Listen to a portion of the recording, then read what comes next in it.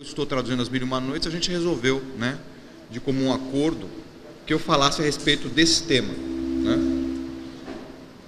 Apesar da gente no mundo árabe hoje estar vivendo uma fase, não diria pouco propícia a voos da imaginação, mas talvez renovadora dos voos da imaginação. Vocês têm acompanhado o que está acontecendo lá. Têm acompanhado. Eu estava lá, né? Eu tive assim, não sei se foi sorte ou azar, a feliz coincidência, eu cheguei ao Cairo no dia 22 de janeiro para fazer uma pesquisa, que não tinha nada que ver com revolução, nem contra a revolução, nem coisa nenhuma. E no dia seguinte começou a revolução. Eu cheguei à noite, né? E, assim, nada, cheguei às 10 horas da noite, do dia 22 de janeiro, ao Cairo, e nada, cheguei, desembarquei, fui ao hotel, saí, fui ver amigos em cafés, e nada no ambiente daquela cidade suscitava a ideia de que haveria uma revolução. Nada, rigorosamente nada. Melhorou? Melhorou? Sim, então, no dia 23 começaram os protestos, né? E começaram as prisões de meninos, de garotos, né? Enfim, uma coisa... E eu vendo aquilo e comentando... No dia 23 eu estava com amigos, com colegas da universidade, perguntando, mas o que está acontecendo? Eu falo, não é nada, são garotos alienados, eles não sabem o que querem. Mas são meninos, assim, são nossos alunos, eles são meninos, eles não sabem, são despolitizados, então eles fazem essa arruaça. Aí no dia 24 as prisões aumentaram, 25 estourou o mundo, né? E a revolução continuou não crescendo até o dia 11 de fevereiro, né? Quando o Mubarak renunciou, né? Mas do dia 25 de fevereiro, do dia 25 de janeiro ao dia 11 de fevereiro, são quantos dias? 25, 26, 27, 28, 20... Quanto? 16 dias. Foram, para mim, como se tivessem sido 16 anos. Eu nunca vivi tão intensamente nem no Brasil, na época do movimento das diretas, que vocês devem ter ouvido falar, alguns devem ter talvez vivido. A gente correu risco, eu lembro, eu fui preso, né? Enfim, mas nada se compara ao que aconteceu no mundo árabe. Nada, no Egito, nada. A intensidade das coisas, garotos da idade de muitos de vocês aqui, dizendo, eu falava, mas escuta, a polícia tá batendo, a polícia está matando. Eu estava morando numa rua onde havia franco-atirador, porque assim, eu tive aquela sorte de, além de ter chegado na véspera da Revolução, me hospedei num apartamento que ficava na rua do Ministério do Interior, que abrigava a sede do que corresponderia ao DOPS, ao DOI-CODE, né? Que foi o lugar que foi atacado pela população, porque eles queriam destruir aquele centro de repressão, e onde era um prédio enorme, onde os franco-atiradores ficavam atirando para matar na população. E eu lembro que numa das... Eu falei, mas escuta, vocês... Né? Eu falo, mas nós estamos prontos para morrer, porque... Menino de 20 anos. Nós estamos prontos para morrer, porque alguém tem que morrer, não tem jeito. Você não conquista as coisas sem perda, né? Agora, ouvir isso serenamente de um garoto de 20 anos de idade, né? Com a vida inteira pela frente, e eu me senti assim, eu me borrando de medo, né? E eles, assim, aquela coisa serena, e de fato houve, segundo estatísticas oficiais, 500 mortos, mas foi mais, com certeza, sem contar os feridos graves, enfim, né? Mas aí no dia 11 foi aquela libertação, né?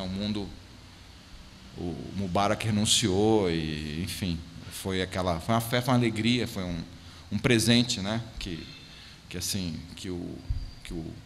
o mundo árabe, que a democracia ganhou, né? Então, assim, não direi que não tem nada a ver com o que eu estou falando, mas certamente, né, há uma pesquisa. Eu trabalho com literatura, com o imaginário, com a relação da ficção com o tratado político, com a relação das narrativas, né? Enfim, com a teorização política na literatura árabe antiga. Eu não vou dizer que isso não tem nada a ver, mas assim, digamos que o que aconteceu lá, o que está acontecendo ainda na Líbia agora, no Iêmen, o presidente do Iêmen deve cair nessa semana ainda, né? O que está acontecendo lá me parece que traça outro tipo de voo da imaginação, né? Uma libertação muito forte. Vocês não sabem o que é. A gente aqui no Brasil, a minha geração, por exemplo, que viveu a repressão da ditadura militar, ela não pode entender o que é a repressão e a ditadura no mundo árabe. São muito piores e muito mais violentas, se é que é possível falar assim, né? Quer dizer, é muito mais bárbaro, muito mais cruel, Então, também o rompimento com isso demandou muito mais violência, muito mais sofrimento. Mas o que me deixou assim muito espantado foi que as pessoas, as garotas, foi uma revolução de jovens, né? Os jovens que fizeram a revolução, fisicamente foram eles que sustentaram a revolução, foram eles que derrubaram o governo. Não foi a teoria dos escritores, não, foram os jovens enfrentando a polícia, dizendo: a gente não arreda pé daqui. A polícia vinha para bater, eles enfrentavam, morriam, agrediam também, enfim, né? Se defendiam. Mas o que fez a revolução, não se deixem enganar, o que fez a revolução no Egito foi um enfrentamento físico, né? Não foi teoria de cientista político, não foi professor universitário, não foi escritor, não foi os jovens prontos para sacrificar a vida nas ruas, né? Dizendo o que eles me disseram: alguém tem que morrer, porque é assim que a coisa funciona, não tem o que fazer. Se a gente correr para casa, eles me disseram: se nós corrermos para casa, de qualquer maneira nós estaremos mortos, porque nós começamos a revolução, e se nós deixarmos esse governo permanecer, não existe meia revolução, a revolução ou vence ou perde. Se nós deixarmos esse governo vencer, ele vai começar a liquidação física de um por um. Então, morto por morto, é preferível morrer lutando. Aí foram para... Sabe, é um negócio assim que eu... Assim, até agora eu não me recuperei, eu já faz tempo que eu voltei para o Brasil no dia 20... Que dia que eu voltei? Voltei no Brasil dia 14, dia 13. Mas até agora, sabe, quando as imagens estão muito vivas, né? E assim, não há imaginário, né? Não é, as Mil e Uma Noites são uma obra de uma riqueza assim, de imaginário muito grande, não há imaginário que se compare, né, a ver as coisas que eu vi, né? E assim, descobri que os egípcios são bons de bola mesmo, porque isso eu vi na minha frente, bomba de gás lacrimogêneo caía, e o garoto corria e batia, dava de trivela, de chapa, né? Ela ia fazendo curva, ela botava de curva, assim, ó, deixar Rivelino e outros, Zico com inveja, né? Porque batia de curva, assim, a bola ia, pum, né? Explodia lá do outro lado. É uma coisa que, por exemplo, assim, eu ficava espantado com a coragem, porque, embora a bomba de gás lacrimogêneo não mate, né? Se você mete o pé nela na hora que ela explode, aquilo te machuca, né? Isso, não. Tirando isso, ela vem, na hora que ela, né, quando você bate, eu tenho a impressão, não sei, a impressão que eu tinha é que aquilo, né? Mas eles não tinham medo, não. Trivela, como eu diria, quando a garota, de chapa, rosca e trivela, né? Bater tudo quanto foi, deixar qualquer jogador brasileiro muito enciumado. Bom, mas aqui vamos falar das Mil e Uma Noites, gente, e vamos tentar. Bom, primeiro, a Numa me pediu para tentar se localizar vocês, né, geograficamente, né? Quer dizer, o contexto dessa obra, o contexto geográfico dela, onde é que ela se produziu, enfim, em que condições, em que lugares, né? De onde é que vem, de onde provém. É uma história com... Se vocês pegarem, por exemplo, existe uma tradução brasileira do Ferreira Goulart, né, em que o Ferreira Goulart, ele é um resumo, assim, um livrinho fininho, As Mil e Uma Noites. O Ferreira Goulart, ele diz assim: histórias persas, né? Quando você diz persa, a palavra persa nos remete a um país hoje, o Irã, tá certo? É uma definição incorreta, né? As Mil e Uma Noites não são uma obra persa, né? Elas são uma obra pertencente à cultura em língua árabe, e não persa. Isso é uma diferença, né? São povos diferentes, são línguas diferentes, são culturas diferentes, embora tenham em comum, tenham como ponto comum o fato de serem ambas hoje, né, culturas fortemente islamizadas. Mas, para falar da obra em si, né, por que se diz que é uma obra persa? Então, vamos remontar historicamente, né? Eu vou tentar fazer... Aliás, eu vou mudar né? A gente pode pensar o seguinte, né? Por que eu estou hoje aqui falando para vocês das Mil e Uma Noites e não de qualquer outra obra da literatura árabe? Você sabe, a literatura árabe é uma literatura que tem, no mínimo, 2000 anos de produção, né, textual, enfim, de obras. Por que as Mil e Uma Noites e não alguma outra obra? Por que as Mil e Uma Noites exatamente são a obra mais famosa no Ocidente da literatura árabe? Elas são a obra mais famosa justamente porque foi uma das primeiras obras árabes traduzidas a uma língua ocidental, né? No começo do século XVIII, vejam, século XVIII, ontem, né? Do ponto de vista histórico, isso é recente. No começo do século XVIII, um arabista francês chamado Jean-Antoine Galland, ele traduziu, né, As Mil e Uma Noites ao árabe. A tradução dele, que foi publicada no começo do XVIII, ela teve renome, assim, ela teve repercussão mundial, não só francesa. Ou seja, As Mil e Uma Noites se tornaram um texto conhecido no mundo inteiro graças a essa tradução francesa do Galland, né, feita no século XVIII.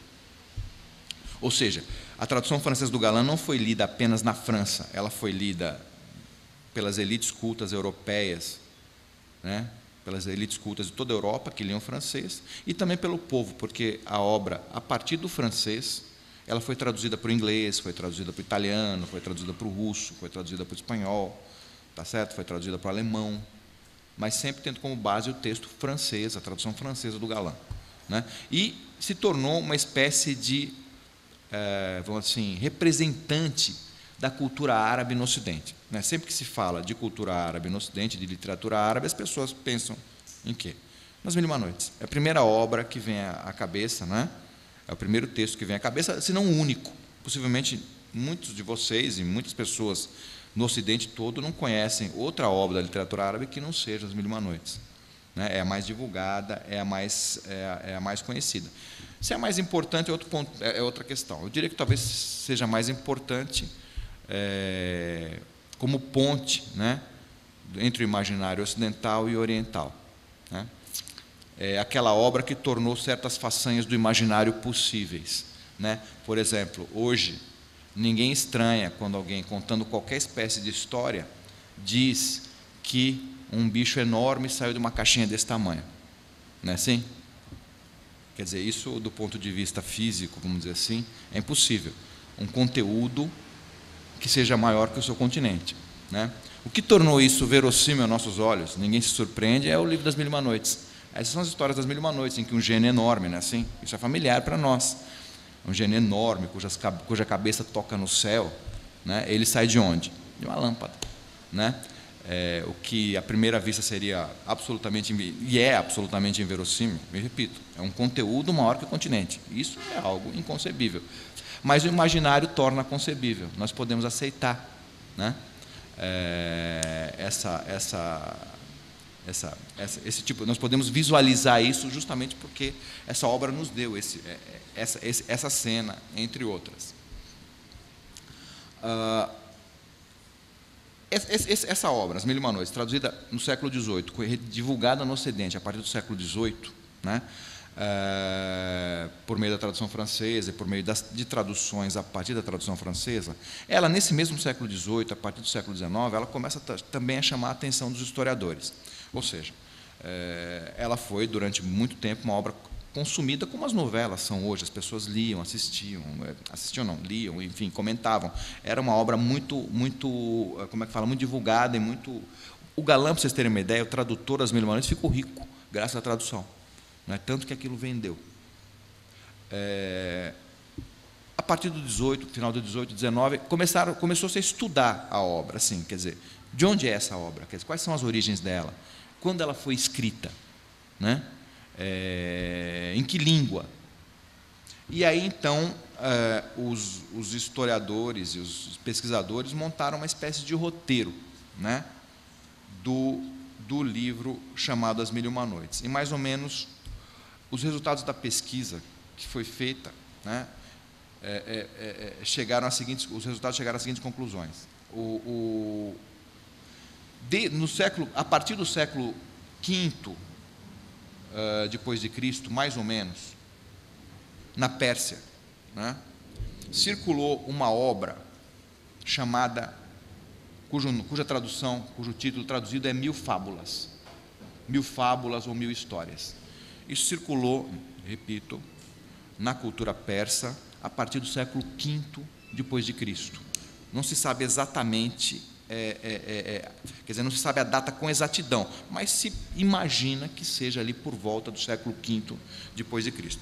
Ora, o que nós sabemos a respeito dessa obra chamada Mil Fábulas, que circulou em Persa, Não sabemos quase nada. Sabemos o título e sabemos uma ou outra referência, graças a um ou outro historiador que falou dela. Mas a obra em si não chegou até nós. Nós não sabemos muitos detalhes a respeito dela. A gente sabe o nome, sabe um ou outro detalhe do enredo, não mais do que isso. Dessa primeira fase, essa foi então a primeira fase, a primeira etapa da história do livro. A segunda etapa da história desse livro, ela já tem a ver com os árabes. A partir do século IX, século IX depois de Cristo, possivelmente como tradução dessa obra persa chamada Mil Fábulas, circulou na cultura árabe uma obra chamada Mil Noites, não mil e uma, Mil Noites. Mil Noites, sobre a qual também a gente sabe pouca coisa. Também não chegaram até nós muitos vestígios desse livro, dessa obra chamada Mil Noites, que seria, vamos dizer assim, uma espécie de avó das Mil e Uma Noites. Tá certo? Isso a partir... Pois não? Mundo, não, no mundo. Quando digo nós, eu estou falando do mundo. Não vamos nós, brasileiros, nos colocar isoladamente do mundo, porque os resultados dessas pesquisas chegam até a gente. Não, nós, eu digo o mundo, o nosso tempo. Enfim, no século IX, então, no século IX circula em árabe uma obra chamada Mil Noites. Tá certo? Como eu disse, chegaram até nós, para ser mais exato, algumas linhas de um manuscrito, que se foi encontrado rasgado ali, isso em 1948, para você ter uma ideia, uma pesquisadora dos Estados Unidos, uma pesquisadora de literatura árabe, achou, recebeu uma caixa com documentos árabes antigos. Ela, trabalhando com aquilo, no meio ela encontrou um manuscrito todo ruído, de traça, carcomido pelo tempo. Era um manuscrito do século IX. A data, inclusive, se não me engano, era 848. O ano correspondia a 848 depois de Cristo. Tinha uma data ali. Então, aí ela teve muito trabalho para decifrar, porque a caligrafia, além de estar todo ruído por traça, enfim, e velho, é uma caligrafia antiga. Ela teve um trabalho para decifrar aquilo, mas ela conseguiu, assim, mexendo, e, enfim, pesquisando durante muito tempo, ela conseguiu remontar o texto que tinha naquelas duas folhas. E ali se fazia referência assim: este é o livro das Mil Noites, alguma coisa parecida com as Mil e Uma Noites. Então, você tem uma evidência documental, de que existiu esse texto, só que ele não chega inteiro até nós. Imagina que é mais ou menos o que sobrou desse Mil Noites, como, por exemplo, se um de nós aqui morre e daqui a 3.000 anos se acha um pedaço do documento dele com um nome só, mais nada. Aí você vai saber que existiu um Mamed Mustafa Jaroche, mas você não sabe mais nada a respeito de como ele era. Você sabe que existia um cara com esse nome nessa época, ali por volta do final do século, segunda metade do século XX, primeira metade do século XXI, houve um sujeito com esse nome. Mas como ele era, que apito ele tocava, isso a gente não sabe. Então, é mais ou menos isso que aconteceu com essa obra. E depois, a partir do século XIII, depois de Cristo, aí sim você tem uma obra chamada Mil e Uma Noites, que aí é conhecida, e é a obra que a gente conhece. Parece pouco, mas por exemplo, essa transformação de 1000 fábulas. Por que o livro se chama Mil Fábulas? Esse livro persa sobre o qual nós não sabemos nada, porque o que nós sabemos a respeito dele foi um historiador árabe que escreveu muito tempo depois, dizendo que os persas tinham muitas histórias, eles tinham muitas narrativas, muitas fábulas, e uma delas se chamava Mil Fábulas. Era um livro composto na época do rei fulano, e era histórias de um rei que tinha problemas com as mulheres. Olhem só a história. Um rei que tinha problemas com as mulheres, e aí ele se casa com uma jovem muito inteligente, que começa a contar histórias para ele e o cura desses problemas com mulheres que ele tinha. Agora, a pergunta é: o que é problemas com mulheres? Eu tenho problemas com mulheres. Hoje em dia, é impotência, assim, sejamos francos, não é? Não é impotência? Ou então ser, por exemplo... Tá.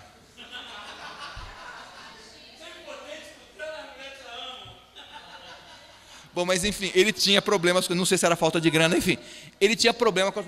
Quer dizer, o que o texto diz, veja, eu estou dizendo para você, o que o texto diz, ele não deixa muito claro para a gente o enredo. Eu só estou dizendo isso, por quê? Porque nas Mil e Uma Noites que a gente conhece... nas Mil e Uma Noites que nós conhecemos, o rei tem problemas, mas a gente sabe o que acontece. O que acontece nas Mil e Uma Noites que nós conhecemos? Qual é o problema que ele tem? Ele é traído. O problema que ele tem com mulheres é que ele é... Né? Ele é, para usar um termo simpático, gaiudo. Em São Paulo se diz no interior gaiudo, né? Não, gaiudo. Galhudo não, gaiudo, que é para ficar uma pronúncia bem interiorana ali da região de Itu, né? Tá certo? Então, vejam. Agora, eu não posso, das Mil e Uma Noites que eu conheço, eu sei, né, qual é a questão do rei com as mulheres, é um rei que é traído, e depois a gente fala a respeito. Mas, quando genericamente se diz, a gente não sabe, pode ser, por exemplo, que ele fosse impotente, que ela contou histórias eróticas para ele e curou, por exemplo. Né? Ou pode ser, enfim, que ele tinha medo de mulheres, ela o livrou do medo das mulheres. Podia ser que ele não gostasse de mulheres, ela o fez gostar de mulheres. Vai lá saber. Né? Eu só estou dizendo isso para você porque assim, a expressão ter problemas com mulheres não é igual a ser traído por mulheres, pelo menos na minha concepção.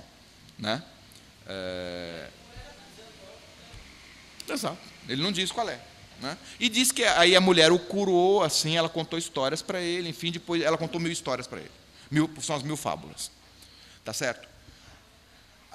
Agora, em árabe, essas fábulas, elas vão virar, quer dizer, o título que em persa era 1000 fábulas, em árabe vira 1000 noites. É um negócio interessante, é uma modificação interessante, que muda totalmente, porque 1000 fábulas me dá exatamente a quantidade de histórias. Quantas histórias tinha? 1000, ponto final. Agora, 1000 noites, não.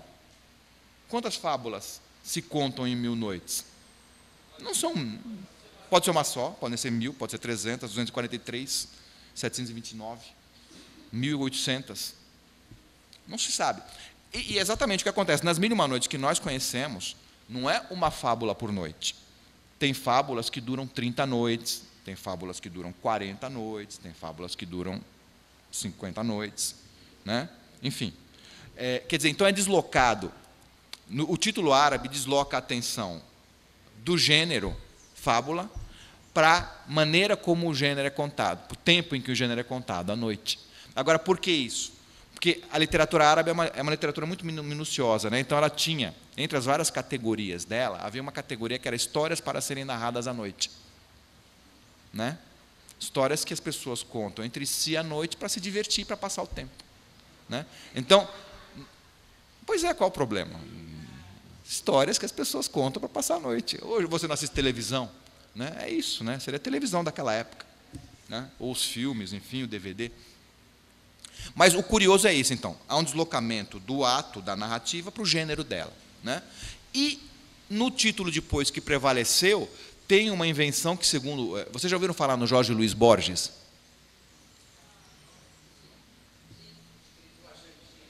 Um escritor argentino, um grande escritor argentino. Não é porque é argentino que ele não vai gostar, ele é muito bom.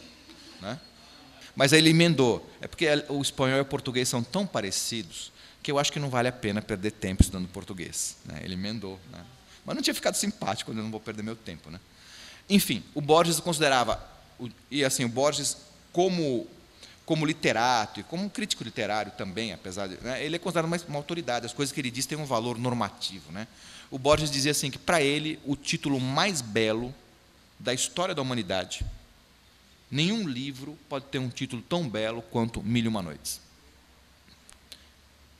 Ele dizia o seguinte, esse título contém tudo. Né? Quer dizer, há várias explicações a respeito, por exemplo, desse um a mais que foi incluído, com o que a gente sabe que era 1000 e virou 1. Né? Então, há várias teses. Tem gente que fala a respeito de um temor místico que os antigos árabes e semitas, de maneira geral, teriam de números pares. Né? E aí, então, esse 1 transformaria num número ímpar que impediria a maldição do número par. Eu não sei exatamente qual é a maldição do número par, nunca tinha ouvido falar nisso. A outra possibilidade é a ideia de que 1000 não corresponda matematicamente exatamente a 1000, né? Senão que é uma coisa que dá a ideia de algo amplo, aquilo que é infinitamente vasto. Isso ficou para a gente, por exemplo, havia uma palha de aço que tinha uma propaganda que dizia 1001 utilidades, o que não significava assim, fazer uma lista, areia panela, limpa, não sei, não era, né? A ideia de que ele tinha utilidades infinitas, servia para quase tudo, né? Então é razoável supor isso, né? Que 1000 não correspondesse a 1000 numericamente, senão que indicasse um número amplamente vasto. E a ideia do 1 é genial porque é como se ela dissesse ainda além daquilo que é infinito, não é? Ou seja, é como se 1001 significasse além do infinito, que é uma ideia, quer dizer, além do infinito, como? Não dá, né? Mas parece que o implícito no 1001 é isso, que foi o que encantou Borges, que considerava a obra o título da obra um dos mais belos, né, da história da humanidade. Ele dizia que ela sugeria até assim, aquelas declarações de amor antigas, né, que eram também, né, feitas como anedota, por exemplo. Ele cita um poeta que diz a uma senhora: te amarei para sempre e ainda depois. Ou seja, sempre a ideia de um passo além da eternidade é um título interessante. Acho que tem filmes com esse título, né? Um passo além da eternidade. Não existe? Não existe? Há um passo. Não, há um passo não. Tem que ser para lá, não, tem que estar além e não a quem. Não existe nada. Nenhum filme chamado Além da Eternidade. Além da eternidade. Pois é. Isso é legal, porque se você pensar bem, a eternidade já é uma possibilidade. Além dela, então, no mundo antigo o horizonte terminava. Fisicamente eles achavam que acabava assim, né? Você estava navegando e de repente caía num precipício. Bom, então você tem, como eu disse para vocês, uma primeira etapa dessa obra que é persa, depois uma segunda etapa que teria sido traduzida ali na região onde hoje é o Iraque, né? Que foi a região árabe que mais se influenciou, mais foi influenciada pela cultura persa, até pela proximidade, até hoje, né, quando vocês acompanham o noticiário, o que é que se diz? Que o Irã representa uma ameaça para o Iraque, não é assim? Porque ali são vizinhos encostados. Mas essa também, como eu disse para vocês, essa 1000 noites desapareceu, e o que chegou para nós foi, então, as 1001 noites, né? Também em mais de um modelo, em mais de uma versão. O que acontece com esse livro? E uma coisa curiosa que aí tem a relação com o Galland, com o tradutor francês. Quando o Galland traduziu as 1001 noites, esse francês, ele pegou as 1001 noites e traduziu para o francês. Traduziu um livro chamado 1001 noites, contendo 1001 noites mesmo. Fez o trabalho dele ali, a obra ficou conhecida. Mas os pesquisadores descobriram uma coisa muito interessante. O Galland tinha traduzido o texto do árabe.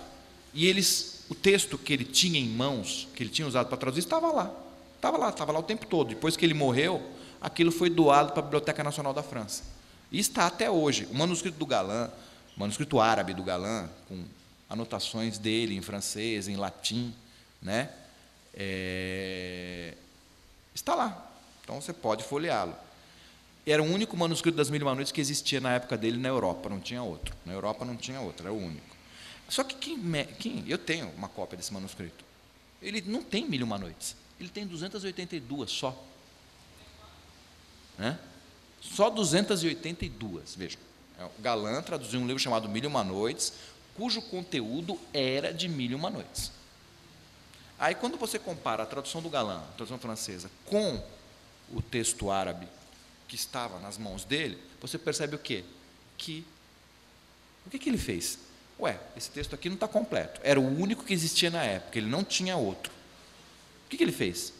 Aí começaram a perceber que o Galland, na verdade, não era exatamente um farsante, mas ele traduziu, ele fez do jeito que ele bem entendeu. Ele, de certa maneira, recriou o livro. Né? Para vocês terem uma ideia, mesmo quem não leu as 1001 noites aqui, se eu perguntar quais são as duas histórias mais conhecidas, o que vocês dizem? Você me diz o que das 1001 noites? Quais são as duas histórias que você mais conhece? Ali Babá e os 40 ladrões. Aladim, Simba não. Simba é bem conhecido também, mas... Né? Agora, essas duas, O Aladim e o Ali Baba, ninguém achou original em árabe. Ninguém. Como é que é? Não, na época. Depois, não, tem mais história a respeito. Né? Ninguém achou manuscrito. Né? E aí começa, mas de onde ele traduziu então, se não tem texto em árabe? Aí acharam os manuscritos, o diário do Galã. Porque o Galã tinha um diário. Carnês, né? Ele anotava coisinhas dele ali. E ele conta no diário dele que ele tinha recebido a visita lá na França de Monsieur Hanna Diap. Monsieur Hanna Diap, né? A gente só sabe a respeito de Monsieur Hanna Diap, né? Que ele era um árabe cristão de Alepo, na Síria, da cidade de Alepo, né? Que esteve com Galã e que contou histórias para ele. E que ele anotou essas histórias, algumas delas, resumiu, né? E introduziu nas Mil e Uma Noites. Agora, você encontra ali um resumo do Ali Baba, um resuminho do Ali Baba, cujo nome, inclusive, no resumo, que está no Diário do Galã, não é Ali Baba, é Roja Baba. Roja Baba. Ele trocou... Hã? Não. Você está falando com um petista, cara, então... Né? Isso não vai pegar, comigo não pega. Né? Aliás, eu vi o Lula ontem. Estava lá em São Paulo, no almoço, lá, eu vi ele, num jantar. Está bem de saúde, está ótimo.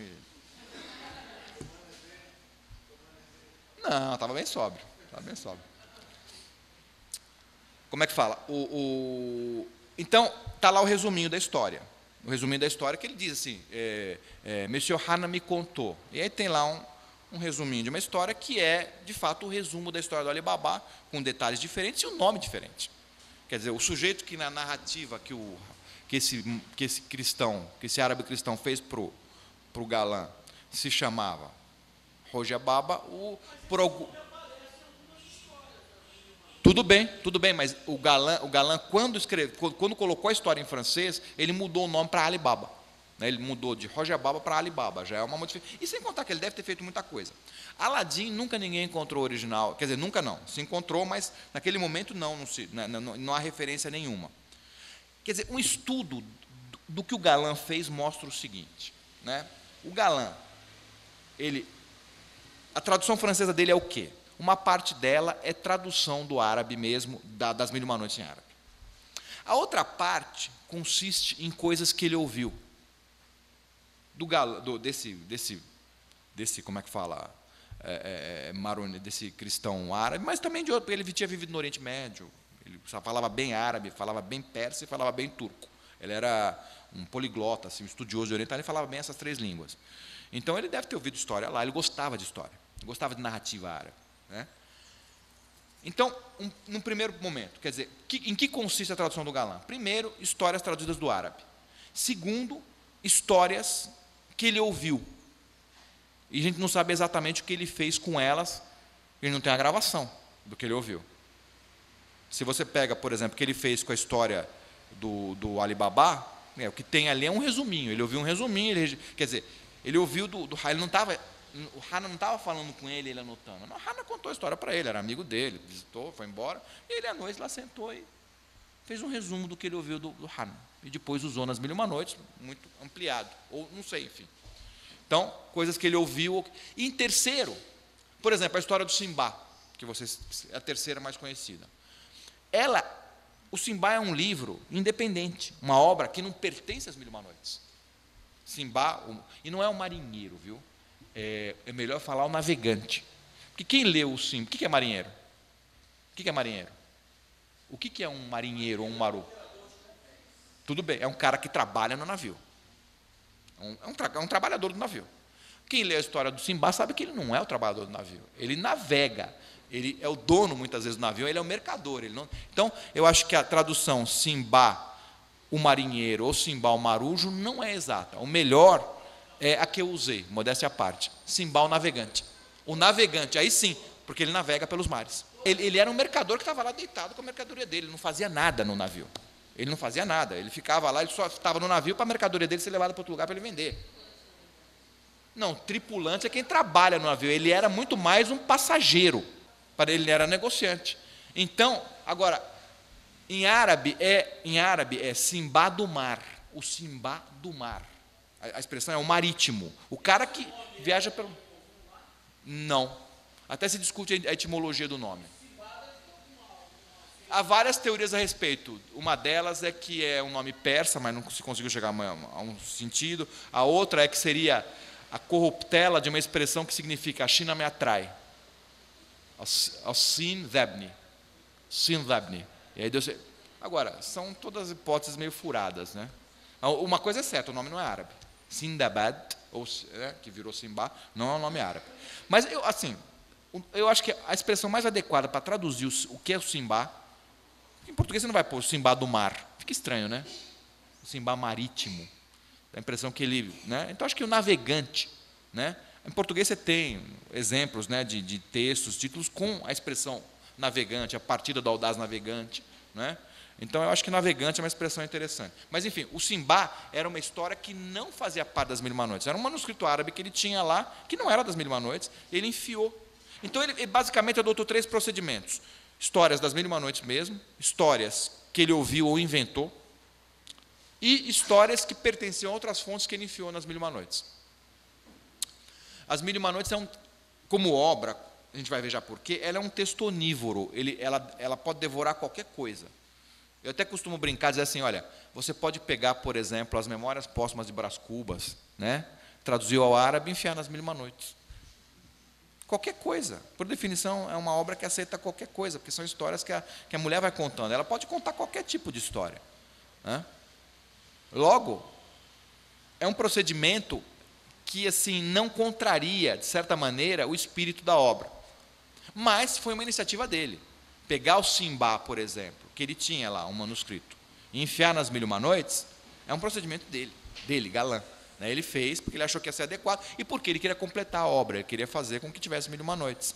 Mas agora é curioso o fato de que o primeiro tradutor da obra, já tenha sido alguém que se meteu totalmente nela, quase que recriando, né? Quer dizer, estou falando disso por quê? Porque eu sou tradutor do livro também, estou trabalhando com ele, né? Sim, esse é o primeiro volume. São 3 volumes que saíram até agora, eu estou trabalhando no 4º, né? Enfim, mas eu estou sendo honesto, não estou inventando nada. Eu tenho vontade de inventar uma história no último volume, a história do tucano bandido, né? Era uma vez um tucano bandido, né, que resolveu vender o seu país e a sua mãe, né? Uma coisa mais ou menos assim. Em que consiste? Quer dizer, quem conhece o enredo das Mil e Uma Noites sabe como é que funciona, não é assim? Um rei, 2 reis, na verdade, são 2 irmãos. O irmão mais novo e o irmão mais velho. Ambos, sucessivamente, se descobrem, né, traídos, não é assim? O primeiro irmão, o irmão mais novo...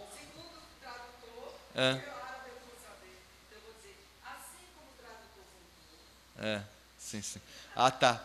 Não, o primeiro irmão sai para visitar o irmão mais velho, né? E no meio do caminho, ele está já saindo da cidade, ele resolve para dar um último adeus para a mulher.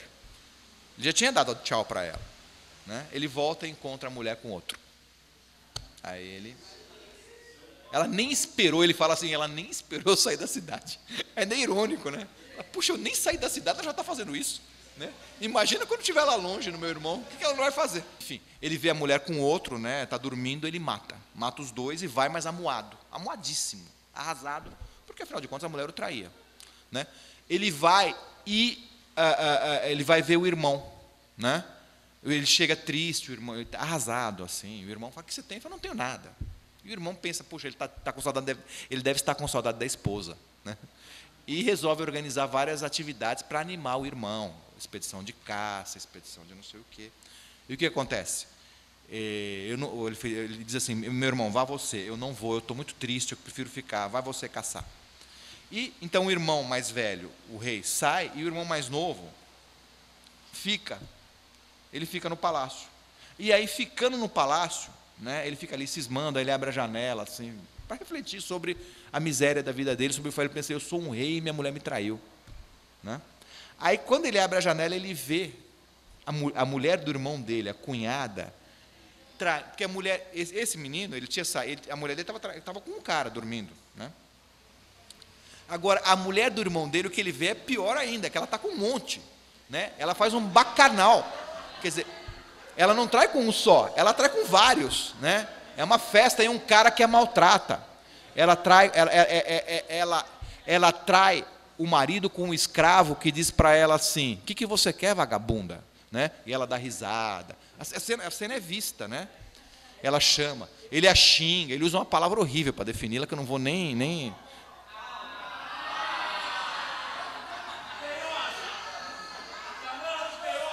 É uma ofensa que até hoje é muito grossa. E, assim, curiosamente, mulher usa muito para ofender outra mulher.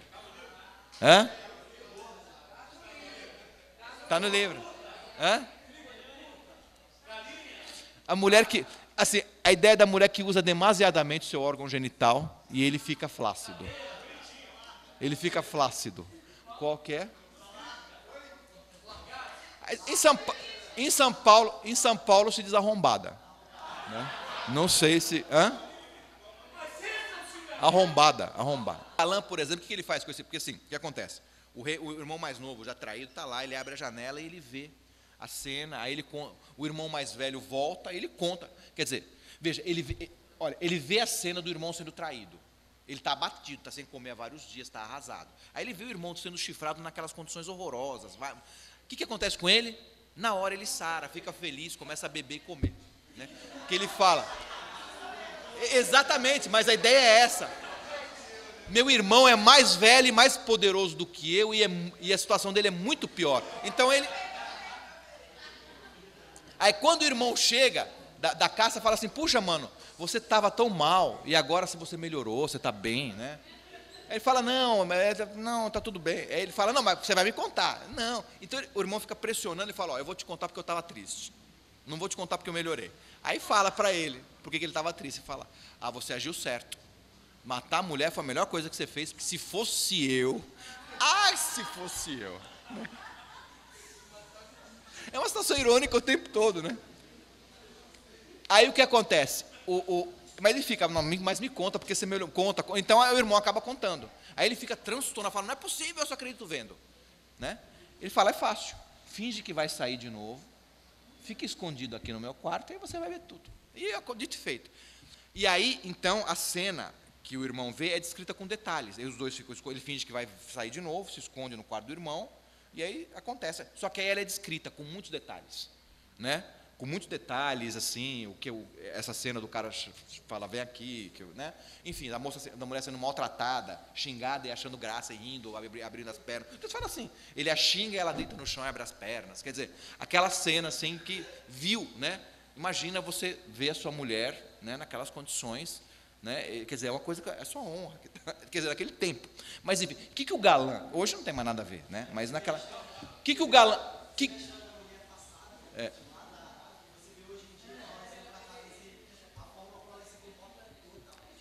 mas o que o galã traduziu? O galã, toda essa cena, ele usa só uma frase assim: o rei viu o suficiente para se convencer da sua desonra. Ponto final. Então toda essa cena que está descrita, que no original árabe está descrita, né?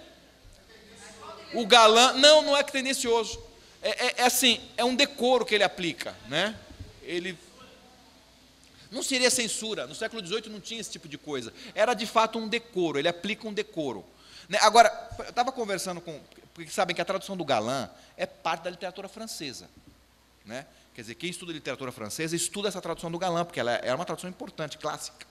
E um colega do francês lá da USP, veja, eu estou falando, não conheço, não sei literatura francesa, está dizendo que, na França, esse trecho, por exemplo, ele mexeu com a imaginação, porque, veja, e ele é rico, ele não é pobre. Ele diz assim: viu o suficiente para se convencer da sua desonra. Ora, a pergunta que eu faço para vocês é: não é rico? A desonra, ela é histórica. Ou seja, o que é desonra num tempo não é desonra em outro. O que é honrado num tempo é desonra. Já no século XVII se dizia o quê? A honra não está em você, está nos outros. A honra do homem pode estar na mulher dele, não nele. Então, já dizia um autor do XVII assim: não adianta você ser honrado se quem constitui a tua honra não o é, porque serás para sempre desonrado. Acabou. Ou até aquela coisa, a mulher de César não basta ser honesta, ela tem que parecer honesta. Não é assim? Então, essa coisa de suficiente para... Hoje, por exemplo, o que seria suficiente hoje, em sã consciência, gente, com o tipo de sociedade nossa? Né? Alguém, quer dizer, eu acho que até tem, mas alguém pensa que, ou um homem pensa que a sua honra possa estar... Não é um conceito muito complexo, né? Que a sua honra possa estar ligada à maneira como a sua companheira procede na vida sexual. Ou seja, eu sou um homem desonrado porque minha mulher me traiu. Será que alguém pensa isso hoje? Olha, eu acho... enfim, né? Enfim, você é conservador. Você é conservador. Se você não gosta do Lula, você é conservador. Né? Quer dizer, né? Eu sou tão radical com isso, que só de pensar... Você já quer matar. Não, pelo contrário. Eu não tenho 1 milhão de mulheres no mundo, para que eu vou perder 1 milhão de mulheres por causa de uma? Eu sou tão radical com isso. Isso é uma fala machista, hein? Eu estou casado há 18 anos com uma mulher. Eu estou casado há 18 anos com uma mulher que a gente nunca brigou. Ela vai onde quer, eu vou onde quero. Ela confia em mim, eu confio nela. Perfeito. Jamais me emprenharia pelo ouvido.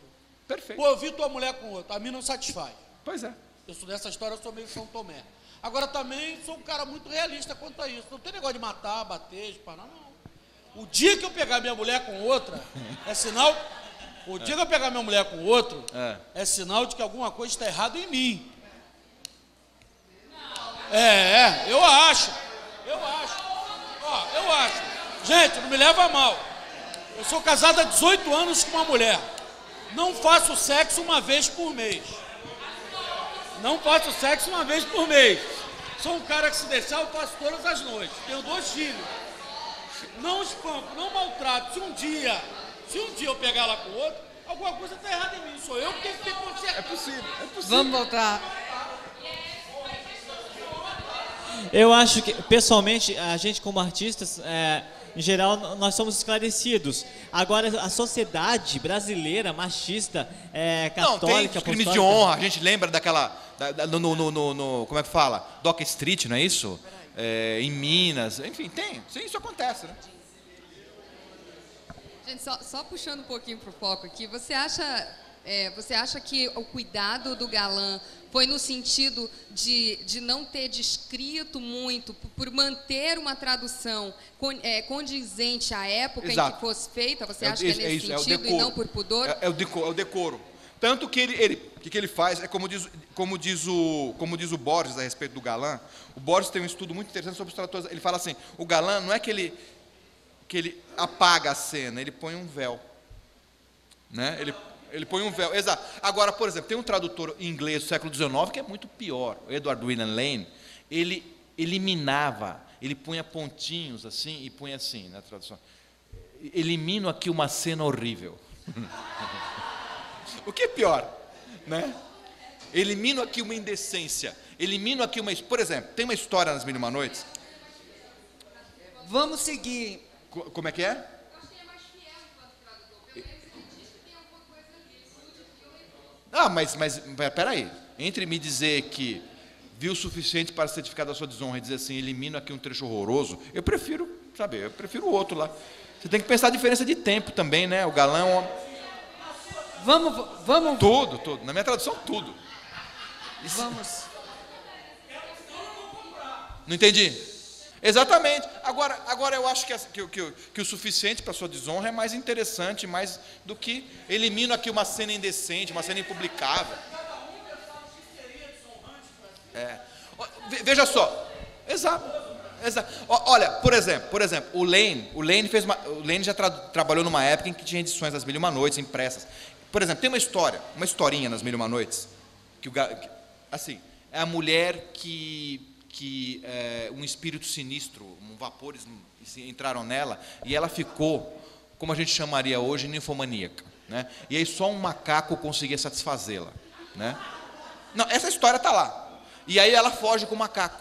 Ela é filha de um rei, ela foge com o macaco. Foge com o macaco e vai morar num lugar onde ela fica e ela tem que comprar muita carne para esse macaco, né? para que o macaco possa manter sexo com ela. Mas o curioso é assim, e depois o açougueiro que vende a carne estranha, uma moça tão bonita comprando carne todo dia, que esquisito, ele vai atrás. E aí ele vê, e ele percebe que tem alguma coisa errada, ele vai lá e mata o macaco.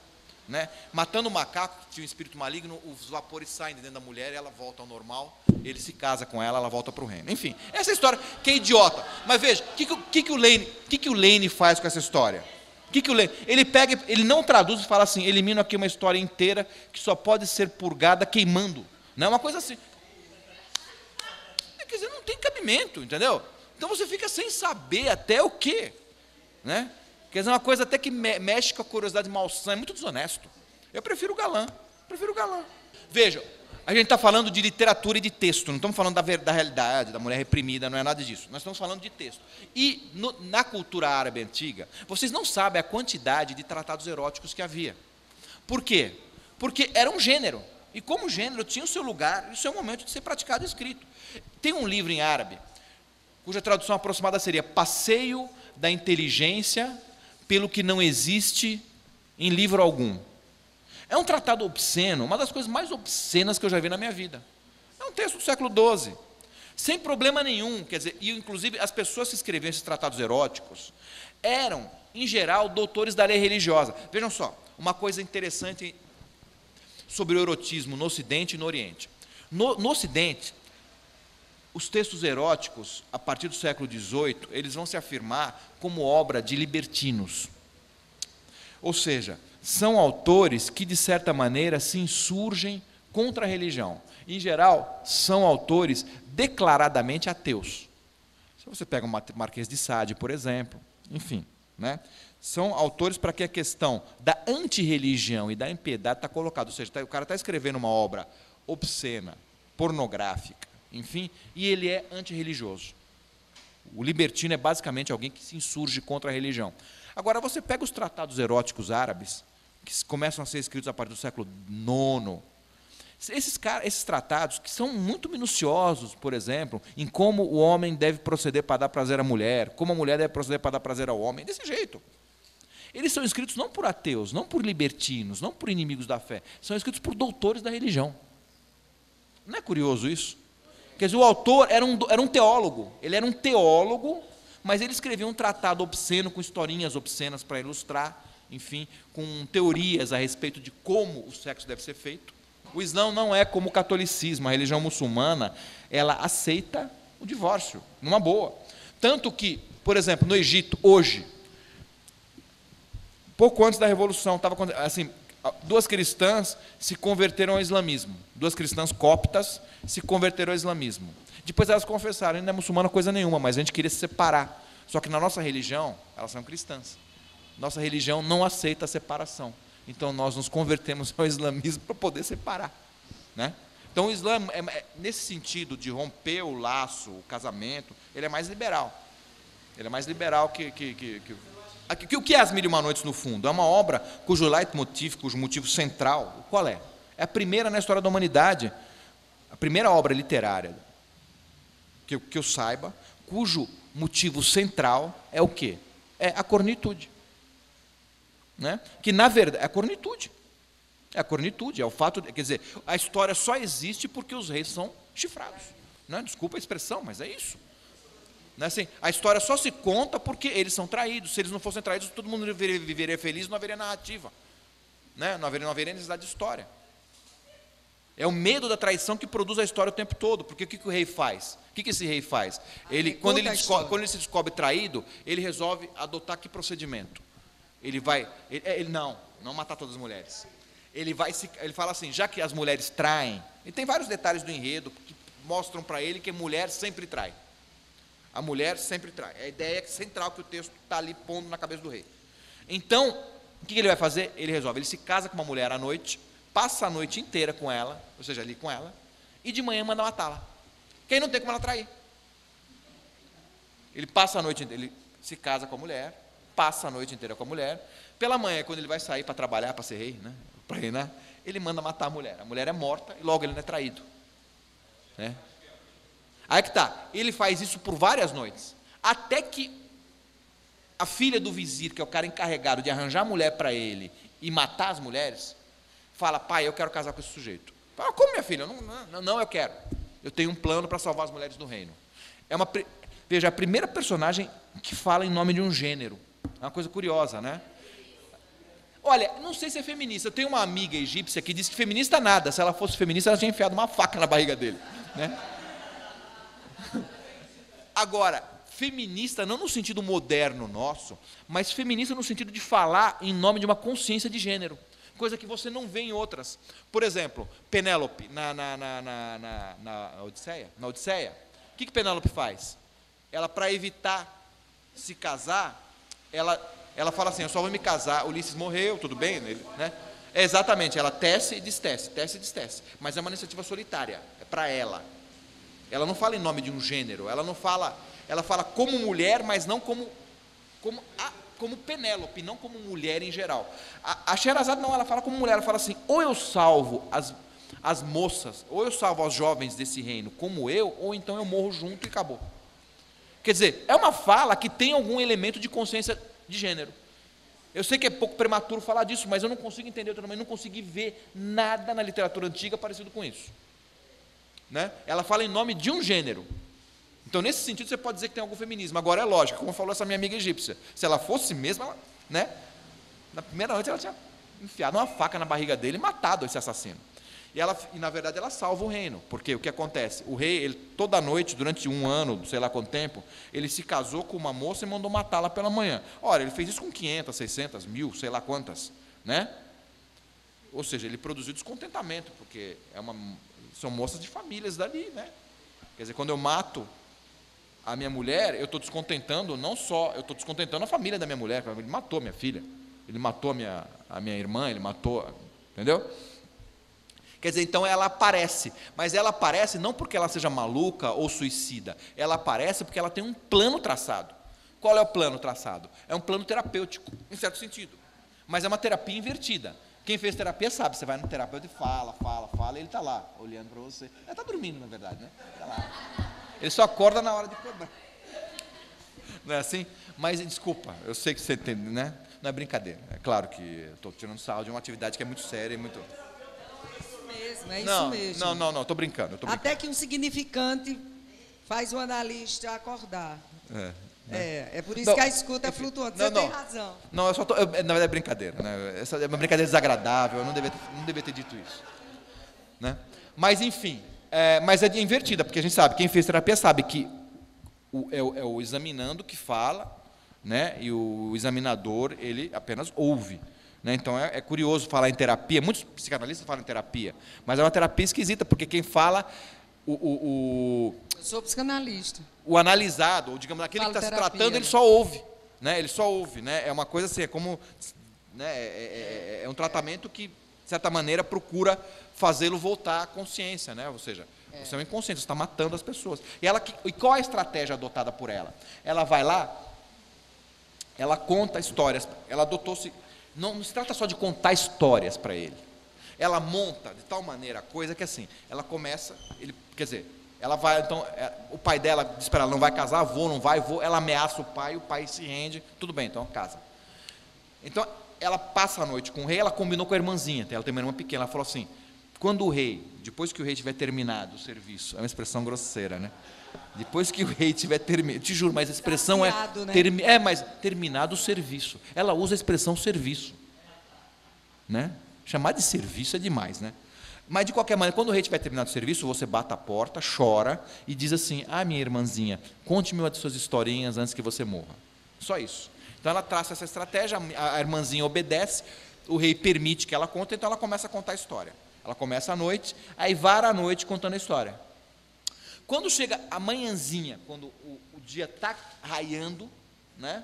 Gonçalves Dias dizia, mal raiava sanguínea e fresca a madrugada, né?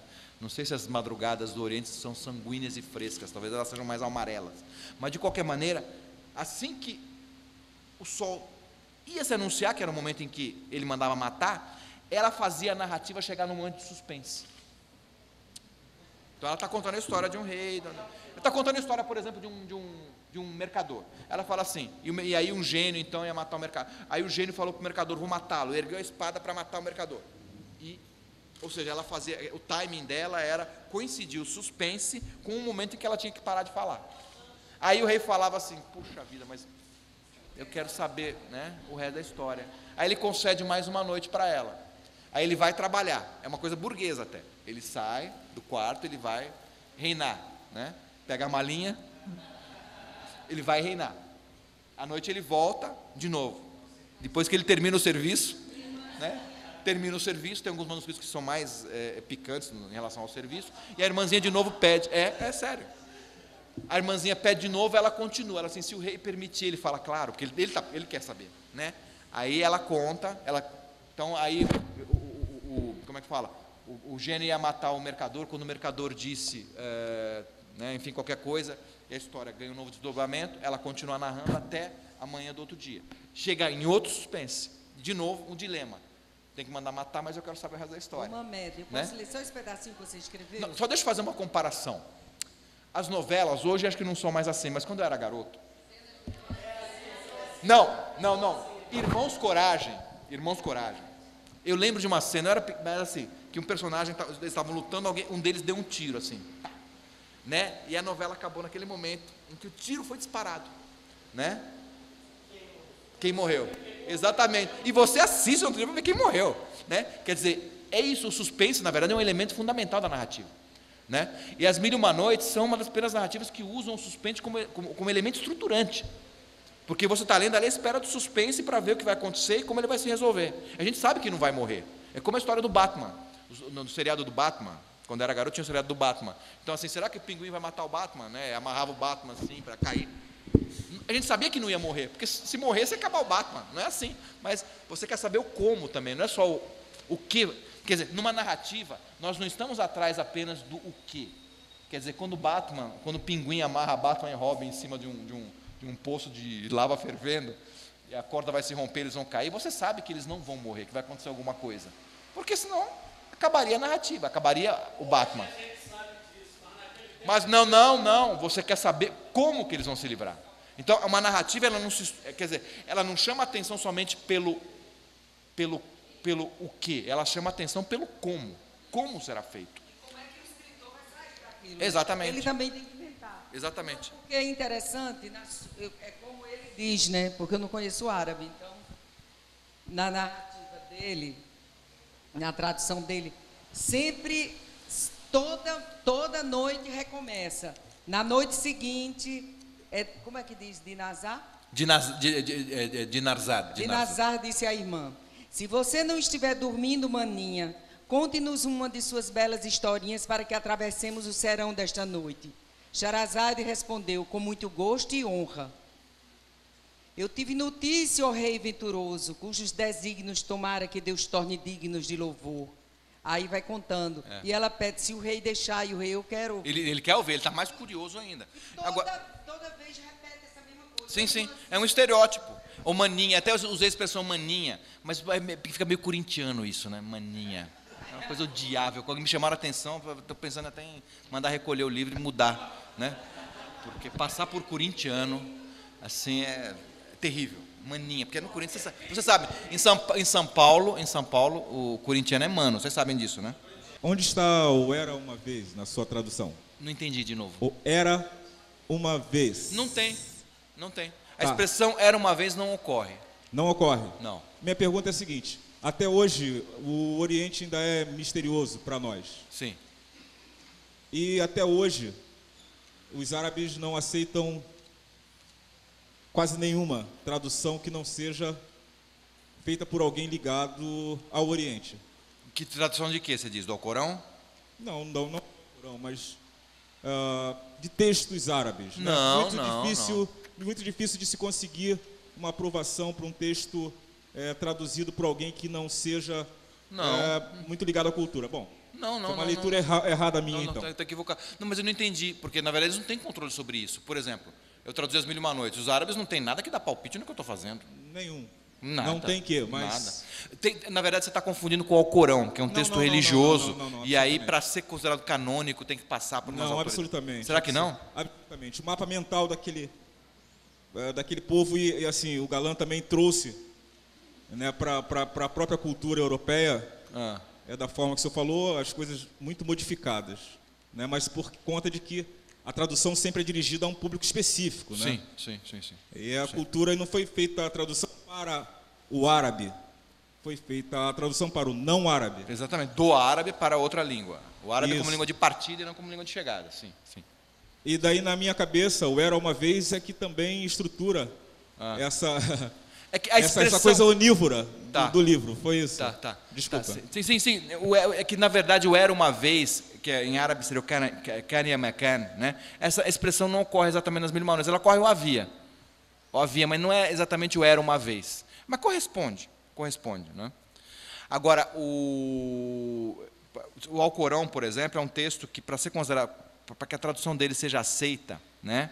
Agora, lógico, eu posso pegar e traduzir o Alcorão e ninguém tem nada a ver com isso. Agora, as pessoas que trabalham ligadas à religião, por exemplo, havia um professor lá na USP que se aposentou, enfim, ele era uma pessoa ligada às autoridades religiosas da Arábia Saudita, ele queria traduzir o Alcorão para o português, enfim, e foi um trabalho, enfim, passou por várias instâncias de aprovação. O Alcorão, enquanto texto religioso, que é como a Bíblia. A Bíblia, para fazer uma edição da Bíblia católica, tem que receber um imprimatur. Vocês sabem, vem lá, imprimatur. Ou seja, imprima-se. Não é qualquer um que pode fazer uma Bíblia católica. As autoridades, é lógico, as autoridades religiosas vivem de mandar em texto religioso. Né? Sim, elas vivem de controlar, de administrar. Essa coisa de administrar é isso, mas a autoridade religiosa é isso. Pessoas que tentam administrar a vida da gente, que devemos afastar com pontapés. Né? Mas validade para as pessoas também, para quem? Quer dizer, validade para os muçulmanos, mas você não está fazendo para os muçulmanos o trabalho, você está fazendo o trabalho para divulgar a cultura árabe, para que as pessoas entendam, né? Então, assim, eu não acho que, né? Quer dizer, não dá para controlar isso. Tem um colega lá da USP, que é poeta, que está traduzindo ao Corão, e ele, para vocês terem uma ideia, ele é ligado à poesia concreta, né? Então, imaginem que tradução vai sair. Legal, eu acho isso interessante, maravilha, né? Mas é lógico, eu falei para ele, ele falou para mim, vão me perseguir, eu falei, quem vai te perseguir? Mas ninguém vai te perseguir, cara. Faça o que você tem que fazer, você não tem que pedir nada para ninguém, né? Porque às vezes existe aquele medinho, né, de que alguém vai falar alguma coisa, de que não vai. O Haroldo fez, né, o Kellet. Sabe, foi lindo. E alguns judeus caíram de pau nele. Só que ele fez uma tradução belíssima. Mas ele, sabe, teve um rabino, aquele conhecido aqui do Rio, como é o nome dele, gente? O Sobel? O da gravata? O outro, um que escreve. Como é o nome dele? Não é esse não. Os dois, ele fez a tradução, era bilíngue, e o judeu, o rabino, lia a tradução, o original, sim. E ele lia a transcriação dele, do Haroldo. Sim. Né? Eu fui até assistir essa. Não estou dizendo todo mundo, mas houve gente que achou que não, que era uma profanação, aquelas coisas que. Aquele vocabulário que a gente não quer nem ouvir, né? Diga. Quer dizer que a 1001 Noites é uma recriação do Galã, mas ela não existe com esse título na cultura? Não, então, exato, é o que eu vou contar. Vamos lá, exato. Eu quero saber. Exato. Aí o que acontece? Não vai interromper mais. Aí o que acontece? Na verdade, deixa só um detalhe para vocês a respeito da Shahrazad. Né? A Shahrazad conta muitas histórias, né, em que há personagens femininas que são descritas conforme estereótipos, né? Então, talhe de palmeira, cabelos negros, enfim, né? Você tem aquela descrição, né? Às vezes come, mas aí você tem um padrão de descrição. Tem até assim um caso do eu ri quando vi o seu, como é? Eu ri ao ver o seu traseiro e depois chorei por sua cintura, né? Assim, enfim, as mulheres são descritas fisicamente. A única mulher das 1001 Noites que não é descrita fisicamente, quem é? A própria Shahrazad não tem uma descrição física. Não, o texto não a descreve. Ela é desbastada. Eu até lá na faculdade, eu brinco com os alunos, falo assim, como é que vocês imaginam que seja as 1001 Noites, a Shahrazad? Então, a morena, o olho assim, nada. A gente não sabe se ela era baixa, alta, gorda, magra, branca, negra, amarela, você não sabe. Você não tem informações sobre a Shahrazad fisicamente. Mas ela é a narrativa feminina. Isso tem que ficar muito claro. O gênero do narrador é fundamental. Hoje vindo para cá, no aeroporto em São Paulo, no carro tocou a Marina Lima cantando, né? Vocês conhecem a música. Eu adoro esse exemplo, para mim é o mais evidente de como o gênero afeta o discurso. Vocês conhecem a música do Erasmo Carlos? você precisa de um homem para chamar de seu, mesmo que esse homem seja eu. Isso é uma música.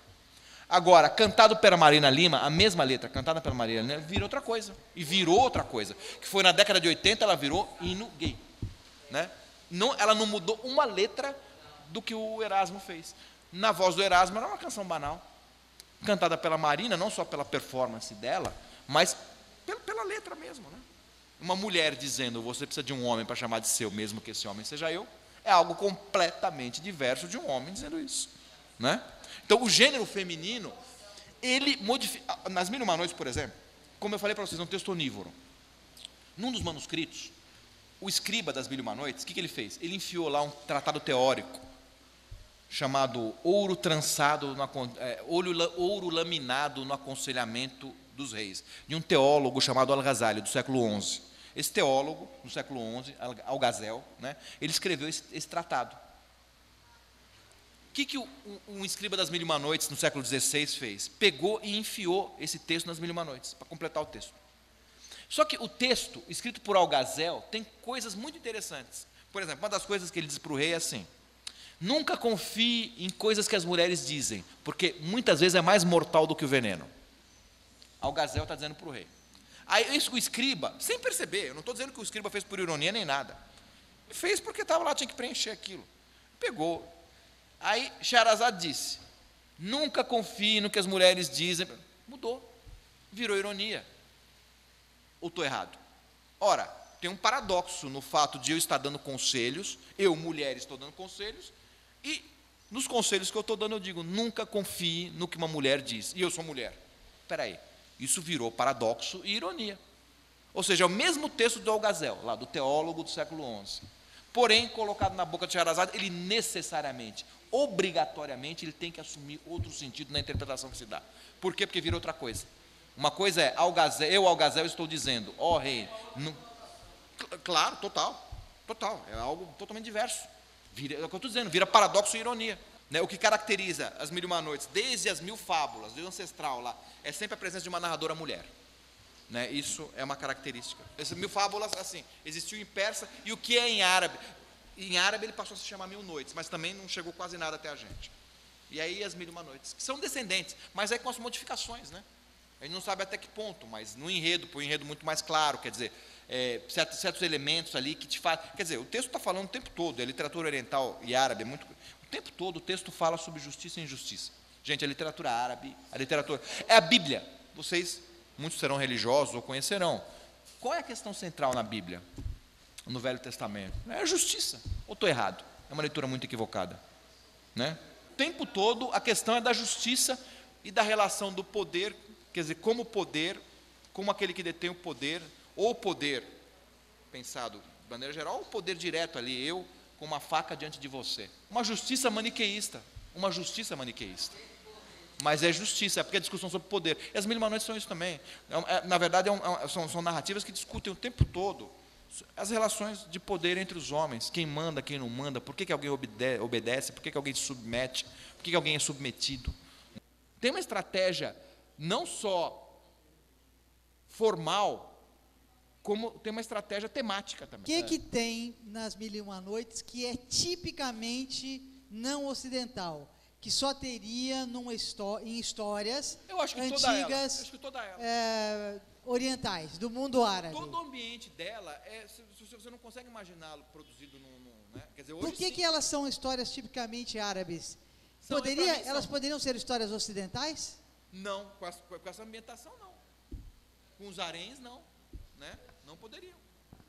Da maneira como estão narradas, não. Agora, elas têm temas, assuntos e coisas que, claro, é universal. Por que a obra é tão disseminada? Ela é lida no Japão, na China, no Vietnã.